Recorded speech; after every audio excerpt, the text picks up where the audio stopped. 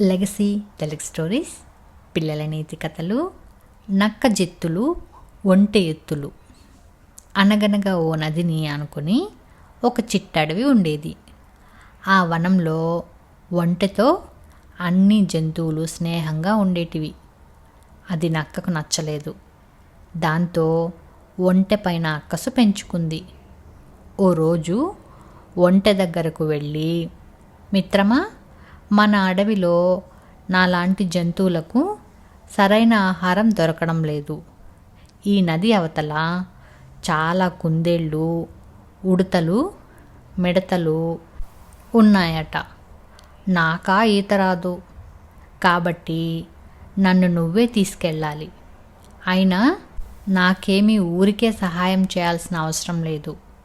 అక్కడ చక్కని చెరుకు తోటలున్నాయి, వాటిని నీకు చూపిస్తానులే అంది నక్క.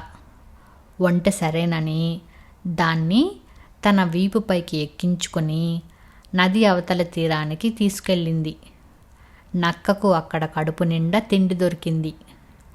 ఒంటెకు చెరకు తోటను చూపించింది.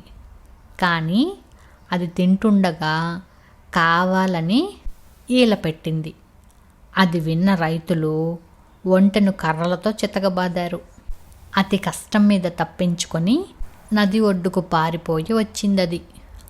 అప్పటికే అక్కడ నక్క సిద్ధంగా ఉంది. వెంటనే ఒంటెపైకి ఎక్కి కూర్చుంది. బాగా తిన్నావా మిత్రమా? రా, ఇక మనం మన అడవికి వెళ్ళిపోదాం అంది. ఒళ్ళంతా దెబ్బలతో ఉన్న ఒంటె అతి కష్టం మీద ఈదసాగింది. నది మధ్యలోకి రాగానే ఒంటె నక్కతో, అవును, ఇంతకు నువ్వు ఎందుకు ఈల పెట్టావు అని అడిగింది. ఓ అదా, కడుపు నిండా తినగానే అలా అరవడం నా అలవాటు, లేకపోతే నాకు అజీర్తి చేస్తుంది అంది నక్క. ఓహో అలాగా, సరే, కానీ ఆ రైతులు నన్ను కొట్టడం వల్ల నేను కడుపు నిండా తినలేకపోయాను. సరిగా తిననప్పుడు నీళ్లలో పల్టీలు కొట్టడం నాకు అలవాటు, లేకపోతే నాకు మైకం వస్తుంది అంది ఒంటె.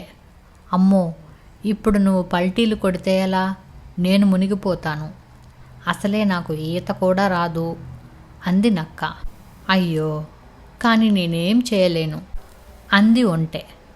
అప్పటికి కానీ నక్కకు బుద్ధి రాలేదు.